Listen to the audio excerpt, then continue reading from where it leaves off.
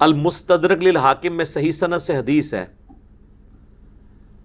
الموجب الکبیر طبرانی میں بھی موجود ہے صحیح سند سے، اللہ تعالیٰ میری امت کو کبھی گمراہی پر جمع نہیں ہونے دے گا، جماعت پہ اللہ کا ہاتھ ہے۔ اس سے مراد ہماری مذہبی جماعتیں نہیں ہیں، اجماع امت ہے۔ تو امام شافعی کہتے ہیں میں نے قرآن کئی دفعہ پڑھا، الٹیمیٹلی میری نظر اس آیت کے اوپر رکی کہ یہ جو آیا نا کہ سبیل المومنین جو ہے، مومنین کا راستہ، اس سے جو ہٹے گا اللہ تعالیٰ اسے گمراہ کر دے گا۔ تو بیسیکلی مومنین کا راستہ، اجماعی راستہ، یہ اجماع کی حجیت پہ دلیل ہے۔ ویسے الگ سے بھی سیدنا عمر کا قول ہے، سنن نسائی کے اندر موجود ہے اور المصنف ابن ابی شیبہ میں، کہ قاضی شریح جو کوفے کے چیف جسٹس تھے، ان کو حضرت عمر نے اپنے زمانے میں خط لکھا، جب کبھی بھی تجھے کوئی مسئلہ درپیش ہو تو سب سے پہلے کتاب اللہ میں تلاش کرنا، کتاب اللہ میں نہ ملے تو سنت میں، سنت میں نہ ملے تو امت کے اجماع میں تلاش کرنا، اور اگر اجماع امت میں نہ ملے پھر تم اس معاملے میں اجتہاد کر لینا، اور اگر اجتہاد نہ کرو تو تمہارے حق میں بہتر ہے۔ یعنی خام خواہ فرضی مسائل پہ آگے معاملات کو چلنے کی ضرورت نہیں، بیک فٹ میں رہنا بہتر ہے۔ تو یہ اہل سنت کا منہج ہے، کتاب اللہ، سنت، اجماع، یہ تین ہے بنیادی چیزیں۔ اجماع کو ماننا، قرآن و سنت کو ماننا ہے۔ چوتھی چیز ہے اجتہاد، اور اجتہاد اس وقت ہوگا جب قرآن، سنت، اجماع میں کوئی بات موجود نہ ہو۔ لیکن امت میں جتنے گمراہی کے دروازے ہیں وہ اجتہاد کی بنیاد پہ کھولے گئے۔ جب واضح قرآن و سنت میں کوئی بات موجود ہے تو آپ نے خام خواہ کا اجتہاد کیوں کرنا ہے؟ اور عجیب و غریب قسم کے اجتہاد کرتے ہیں، اور وہ بعض اوقات اجتہادات ان کے بزرگوں نے پہلے ہی کر دیے ہوتے ہیں، اب جب بعد میں حدیثیں ملتی ہیں تو وہ بجائے حدیث کو لینے کے وہ ان اجتہادات کو جو ہے نا وہ جسٹیفائی کرنے کے لیے ایسا ایسا الٹا کان پکڑتے ہیں کہ انسان کہتا ہے کہ یار کیا ہو گیا۔ مثلا فقہ حنفی میں کوئی حدیث ایسی ان کے پاس موجود نہیں تھی جس کی بنیاد پہ اثر کو اتنا لیٹ کر کے پڑھتے ہیں، دو مثل کے بعد وہ سٹارٹ کرتے ہیں۔ پھر جب قاضی ابو یوسف اور امام محمد آئے، امام حنیفہ کے شاگرد، تو ان کے سامنے جب حدیثیں آئیں تو انہوں نے ایک تھوڑا سا بیک فٹ کیا۔ بیک فٹ انہوں نے یہ کیا کہ انہوں نے کہا کہ آپ اثر بے شک دو مثل پہ پڑھیں، لیکن زور کی نماز جو ہے نا وہ مثل اول سے پہلے پڑھ لیں، جس کے مطابق ٹائم اثر کا اصل میں شروع ہوتا ہے، کیونکہ دل میں کھٹکا لگ گیا نا کہ زور قضا نہ ہو جائے۔ تو یہ صاحبین کا فتویٰ ہے کہ اثر بے شک دو مثل پہ پڑھنی ہے، لیکن زور مثل اول سے پہلے آپ نے پڑھ لینی ہے تاکہ قضا نہ ہو۔ ہمارے نزدیک تو قضا ہوتی نہیں، نماز جمع بھی ہو سکتی ہیں صحیح احادیث کی روشنی میں، لیکن پھر بھی آج ہماری وہ ویڈیو بھی اپلوڈ ہو گئی ہے ماشاءاللہ، 5 نمازوں کے اوقات، مکروہ اوقات، ڈیجیٹل کلاک اور یہ ساری چیزیں ماشاءاللہ 60 کے قریب احادیث ہیں اس میں، نماز کی ٹائمنگ، ان ساری چیزوں کے اوپر 40 منٹ میں پورا مقدمہ اللہ کے فضل سے میں نے کلیئر کیا۔ تو اب جب بات نہیں ماننی تو پھر اس طریقے سے، اب جب بعد کے لوگ آئے انہوں نے اور طریقے اڈاپٹ کیے، جب بعد کے لوگوں کو بتایا گیا بھی بخاری مسلم دونوں میں حدیث ہے، صحابہ کرام کہتے ہیں کہ عصر اور مغرب میں اتنا وقفہ ہوتا تھا کہ ایک اونٹ کو نہر کیا جاتا، اس کی کھال اتاری جاتی، اس کے گوشت کے 10 حصے کیے جاتے۔ 10 حصے اسی وقت ہوں گے جب آپ اس کا پورک بوٹیاں بھی بنائیں گے،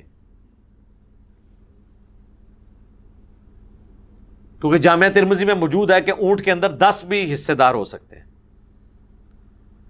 مسلم شریف میں ہے کہ گائے کی طرح نبی علیہ السلام نے اونٹ میں بھی 7 حصے کیے، تو 7 کم سے کم ہے اس اعتبار سے عمومی سنت، ویسے تو 1 بھی ہو سکتا ہے لیکن 10 بھی، دونوں طرح ثابت ہے۔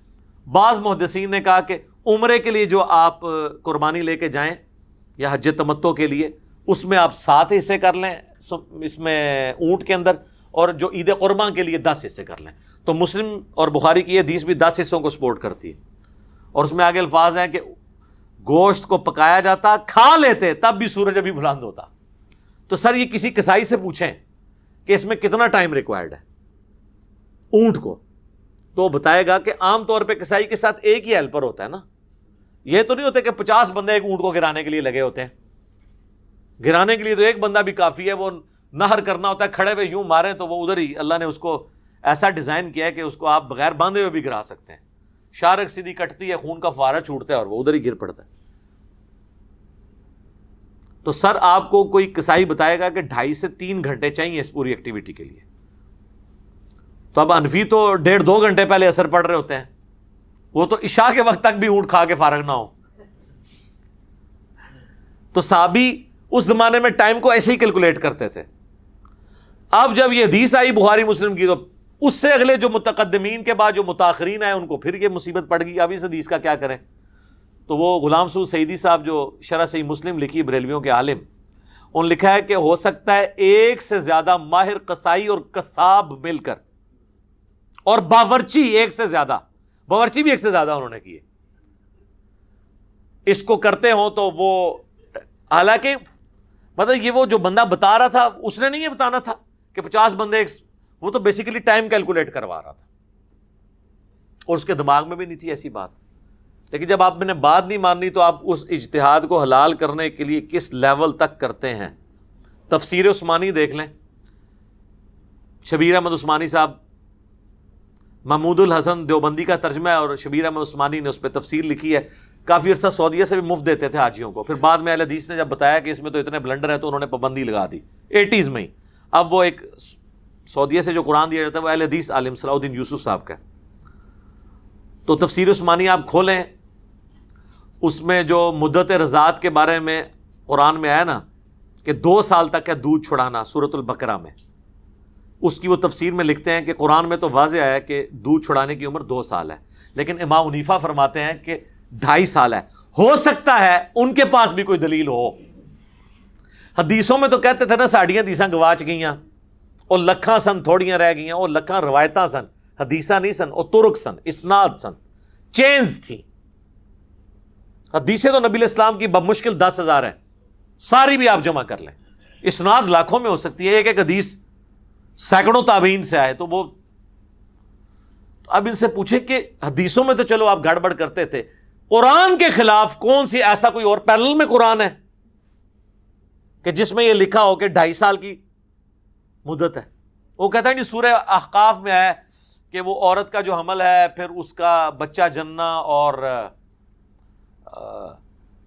دودھ چھڑانا یہ 30 ماہ میں مکمل ہوتا ہے۔ تو وہ کہتے ہیں کہ اس میں جو ہے نا وہ ثابت ہو جاتا ہے کہ جی 2.5 سال کا وہ آپ لگا لیں اس کے اندر دودھ چھڑانے کی عمر بھی۔ تو حالانکہ یہ عثمانی صاحب کے دماغ میں نہیں آیا کہ میں نے یہ دلیل لینی ہے۔ وہ 30 ماہ اس لیے ہیں کہ کم سے کم پریگنینسی آئیڈینٹیفائی ہو جاتی ہے 6 مہینے کے اندر، اور 6 مہینے پلس 2 سال، کیونکہ اس میں اللہ نے ساری چیزوں کو اکٹھا ذکر کیا ہے۔ یہ وہ 30 ماہ کہتے ہیں کہ یہاں 30 ماہ سے مراد دودھ ہے، تو پھر تو قرآن میں کنٹراڈکشن آ گئی۔ سورہ النساء کی آیت نمبر 82 ہے، اگر قرآن اللہ کے سوا کسی اور ہستی کی طرف سے ہوتا تو اس میں اختلاف کثیر پاتے۔ سورہ بقرہ میں تو اللہ کہہ رہا ہے دودھ چھڑانے کی مدت 2 سال ہے، اور سورہ احقاف میں جا کے اسے 2.5 سال بتا رہا ہے، 30 مہینے۔ وہاں سب اللہ نے ذکر کیا کہ اس کا جو ہے وہ حمل اور دودھ چھڑانا، یعنی دودھ چھڑانا پلس حمل، یہ 30 مہینے، کیونکہ کم از کم 6 مہینے کی پریگنینسی ہو سکتی ہے، تو راؤنڈ آف کر کے وہ 30 مہینے بنتے ہیں۔ اگر پورے پورے کریں گے تو 33 ہیں۔ تو عربیوں میں راؤنڈ آف کا بھی مسئلہ تھا۔ نبی اسلام کے بارے میں آپ بخاری مسلم میں دیکھیں، آپ کو حدیثیں ملیں گی، ایک صحابی کہتے ہیں آپ کی 63 سال عمر تھی، دوسرا کہتا ہے 60 سال تھی، تیسرا کہتا ہے 65 سال تھی۔ موٹا موٹا حساب ہوتا تھا نا۔ تو امام بخاری نے ان ساری حدیثوں کو نقل کر کے کہا کہ ایکچولی حضور کی عمر 63 سال تھی۔ جس صحابی نے ادھر راؤنڈ آف کیا اس نے موٹی موٹی 60 بتا دی، جس نے اس طرف راؤنڈ آف کیا اس نے 65 بتا دی۔ جس طرح جب 4:40 ہوں تو اسے بعض اوقات لوگ 4:45 بھی کہہ دیتے ہیں، حالانکہ 4:45 تو نہیں ہوتے، 4:40 ہوتے ہیں۔ تو 4:40 کے اندر تو ہو سکتا ہے، لیکن اگر یہ سوئی 4:30 اور 4:45 کے درمیان ہو، پھر کچھ لوگ کہیں گے 4:30 ہوئے نے، کوئی کہے گا 4:45 ہوئے نے، وہ سینٹر میں آ گیا نا۔ اب 63 ایک ایسی چیز ہے جو 60 اور 65 کے آلموسٹ درمیان میں ہے، تو جو اس طرف راؤنڈ آف کرتا ہے موٹا موٹا 60، اس زمانے میں لوگ موٹا حساب کتاب کرتے ہیں۔ تو قرآن میں یہ جو آیا دودھ چھڑانے کی عمر پلس اس کی پریگنینسی کا ذکر ہو رہا ہے، 30 مہینے. لیکن وہ کہتے ہیں نہیں ہو سکتا ہے امام حنیفہ کے پاس بھی کوئی دلیل ہو. چونکہ اب بات نہیں ماننی, یہ نہیں ماننا کہ یار فتویٰ غلط ہو گیا ہے, اس میں کوئی ریمیڈی کر لیں ہم. اور یہ نہ سمجھے کہ میں کوئی توہین کر رہا ہوں. شاہ ولی اللہ دہلوی نے خود باقاعدہ حجت اللہ البالغہ میں اس کے اوپر بڑی گرفت کی ہے اس طرح کے معاملات میں. میرا جو مسئلہ نمبر 197 ہے, مجھ پہ اماموں کی گستاخی کا الزام لگایا گیا, میں نے اس میں بتایا کہ شاہ ولی اللہ دہلوی نے خود لکھا ہے کہ فقہ حنفی کے اندر سب سے زیادہ خامیاں اسی لیے ہیں کہ یہ مرفوع احادیث کے مرتب ہونے سے پہلے ہی فقہ بنا لی گئی, تو اس میں کئی ایک فتوے احادیث کے خلاف تھے. تو ویسے تو کہتے ہیں کہ امام حنیفہ کے شاگردوں کے شاگرد ہیں امام شافعی, تو شاگردوں کے شاگرد ہیں تو انہوں نے 80% مسائل میں اختلاف کیوں کیا ہے؟ ان کو پتہ چل گیا گڑبڑ ہوئی ہے. اور وہ گڑبڑ یہ تھی کہ امام حنیفہ تابعین کے اقوال کو بھی حجت مانتے تھے, جبکہ کئی ایک مرفوع احادیث جب بعد میں آئیں تو وہ تابعین کے اقوال کے خلاف تھیں. وہ تابعین کی اپنا ذاتی اجتہاد تھا.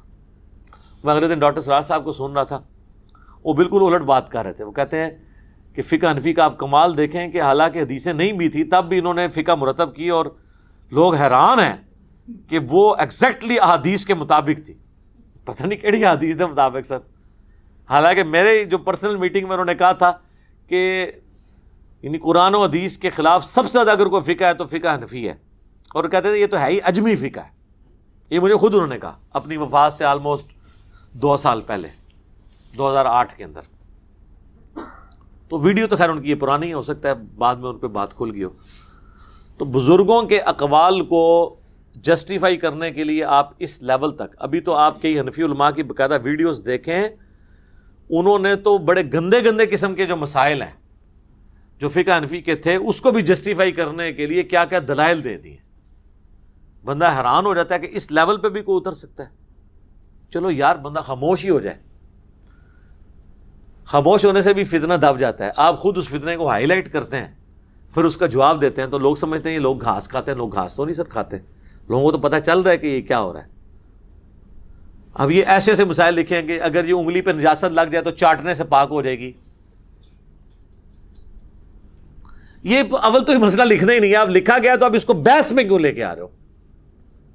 ٹھیک ہے, زنا کرنا تو حرام ہے لیکن اس کی اجرت حلال ہے جی, اس کو جسٹیفائی کر رہے ہوں گے. تو بس عجیب و غریب قسم کے مسائل ہیں. چھوڑ دیں گے, پھر معاملات کہیں اور تک نکل جائیں گے. میں نے چونکہ اجماع کی حجیت کے حوالے سے یہ بات تھوڑی بہت کرنی تھی, باقی میرا مسئلہ نمبر 31 آپ دیکھ لیں, اجماع کی حجیت کے اوپر کئی ایک دلائل آپ کو اور پتہ چل جائیں گے. اللہ تعالیٰ سے دعا ہے جو حق بات میں نے کہی اللہ تعالیٰ ہمارے دلوں میں راسخ فرمائے. اگر جذبات میں میرے منہ سے کوئی غلط بات نکل گئی تو اللہ تعالیٰ ہمارے دلوں ہی سے اسے دھو ڈالے, ہمیں معاف بھی فرما دے, ہمیں کتاب و سنت کی تعلیمات پر عمل کر کے دوسرے بھائیوں تک پہنچانے کی توفیق عطا فرمائے. سبحانک اللہم و بحمدک اشہد ان لا الہ الا انت استغفرک و اتوب الیک وما علینا الا البلاغ المبین. جزاکم اللہ خیرا.